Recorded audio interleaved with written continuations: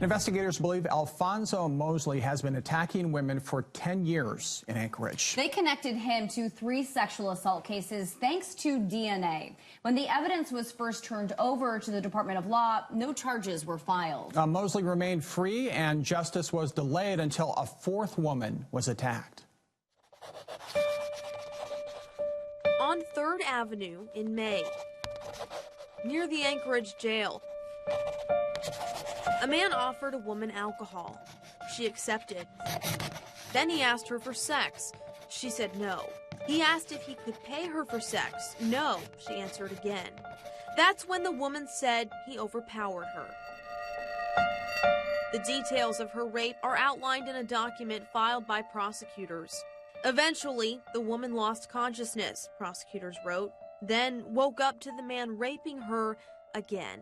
After the attack, the woman reported the assault to the Anchorage Safety Patrol and underwent a forensic exam for a rape kit.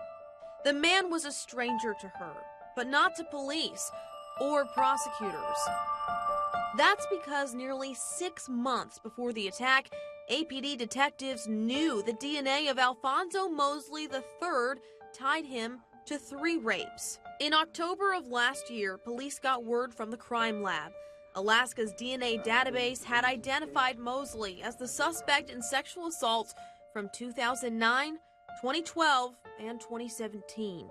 According to APD, the cases had been extensively researched, and on November 29th of 2018, the department forwarded charges to the Anchorage District Attorney's Office.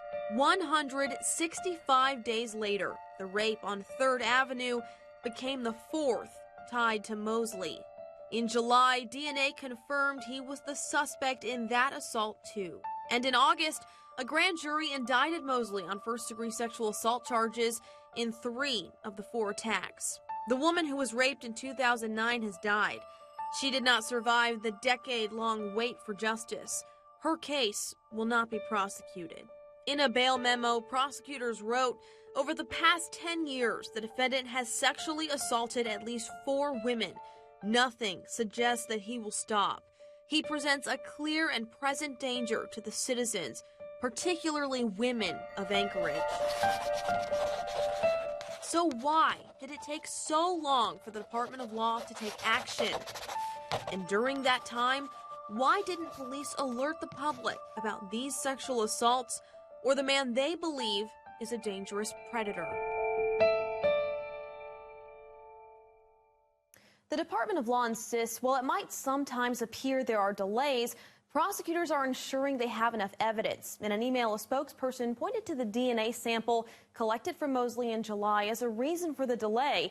But the Department of Corrections told us the state had already collected a DNA sample from Mosley twice, once in 2012 and again in 2018. So we took a trip to the crime lab.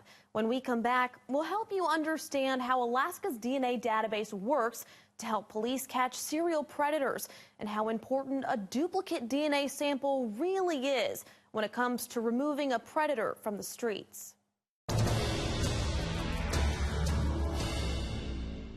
The consequences of delays in our justice system for the women involved in the cases against Alphonso Mosley cannot be overstated. One of them told police he tracked her down and tried to get her to not press charges.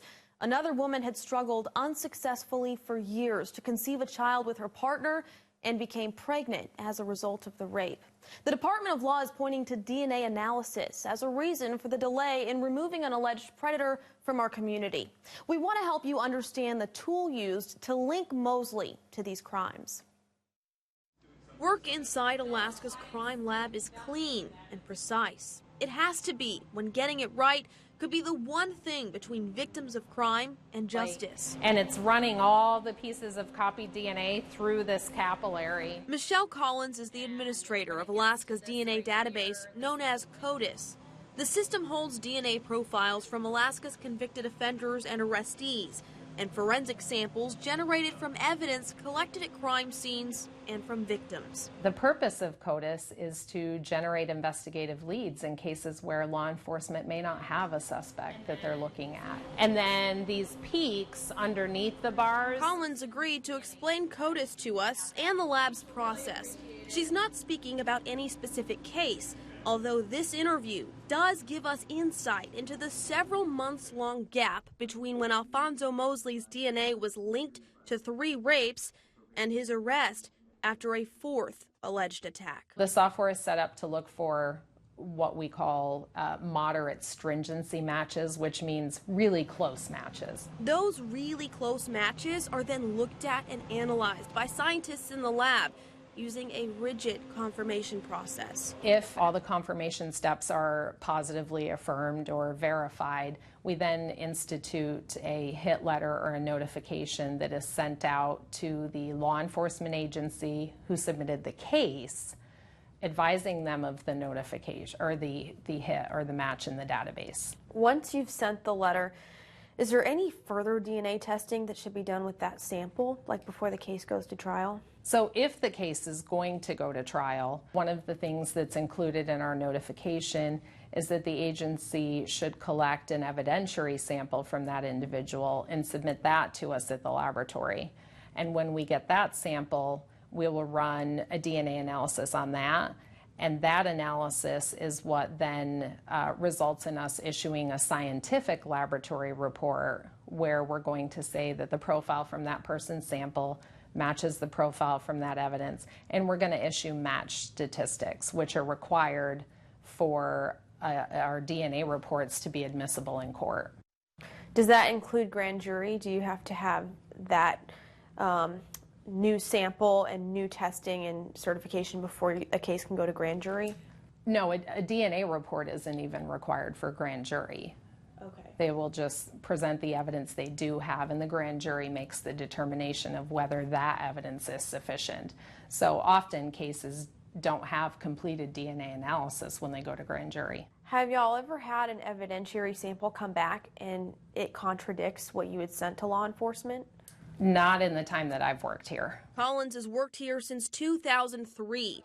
In 16 years, when the crime lab has sent hit letters to law enforcement, they've been sure of the science. The big difference between those two is that the evidentiary sample is going to have a chain of custody associated with it. A chain of custody ultimately helps the state prove the integrity of their process if and when a case is presented to a jury.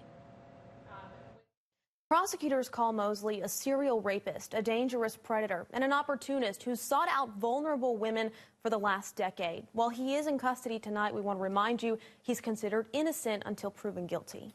Daniela, what role did Alaska's backlog in testing rape kits play with the delay in justice? Well, the state had a rape kit from the 2009 assault, and they collected his DNA in 2012 before the second rape ever happened, but the connection, they tell us, wasn't made until 2018. That's after the third woman was attacked. It's unclear if law enforcement knew there were connections before then. APD has been deferring our questions to the Department of Law, and that agency is saying it cannot comment in order to ensure a fair trial for Mr. Mosley. All right, nice work tonight on this investigation. Thank you.